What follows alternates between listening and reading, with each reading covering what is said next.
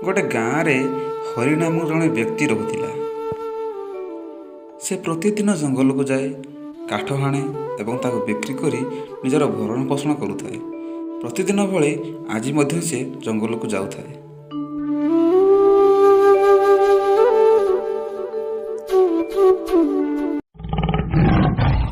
हठात देखिला सिंह ता गुंफा आगर शोइछि एवं ताको देखि से दौड़िया आरंभ कला। तार पाद शब्द शुणी सिंह उठी पड़ा एवं ताको गोड़ाक लगिला। हरि दौड़ी दौड़ी थकी जीवारु प्राण विकल गोटे गछ उपर चढ़ीगला एवं गछ उपर माଙ୍କड़ को देखि डरीगला। माଙ୍କड़ कहला, अरे मनीष भाई, मत देखी कहीं डरुचु? मु कथा दउची, मु तोर केछि भी क्षति पहुंचेइबेनी। एतिको कहिया मात्र के सेठारे सिंह पहुंचीगला आउ कहला, अरे ए मनीष, तो निजको मो पाखरे आत्मसमर्पण करदे, नहले तते मु तड़पे मारिबी। सिंहर एपर कथा शुणी हरि भरे थरियाकु लागिला। हरि तलकु न ओह्लैबारु सिंह से गछ मूल जगी बसिला।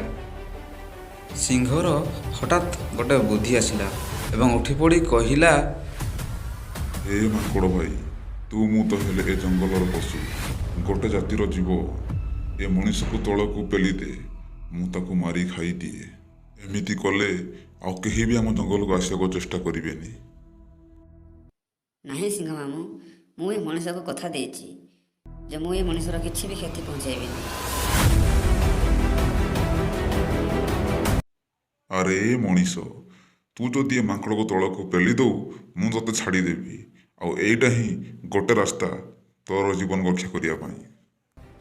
सिंहर कथा शुणी हरि किछ समय भाविला एवं माଙ୍କड़ को तलकू पेलीदेला। सिंह आक्रमण करिया पूर्वर माଙ୍କड़ पुणी गछ पर चढ़ीगला। सिंह कहला, देखलु तो माଙ୍କड़, तू जहा को बचाइबा चेष्टा कलु से ही तो मरण मुह को पेलीदेला। से मनीष जहाँ भी करू, मु मो कर्तव्य पालन कली, तेणु मु बहुत खुशी। जहा लागुची एठी जगरी रहले किछि लाभ नाही, जाए अन्य कोठी शिकार खोजे। हे माଙ୍କड़ भाई, तुमे गोटे पशु हेले भी आज ये मनीष को बहुत बड़ शिक्षा देइछो।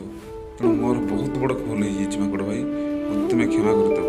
एति कही हरि तार गाँव को फेरीगला।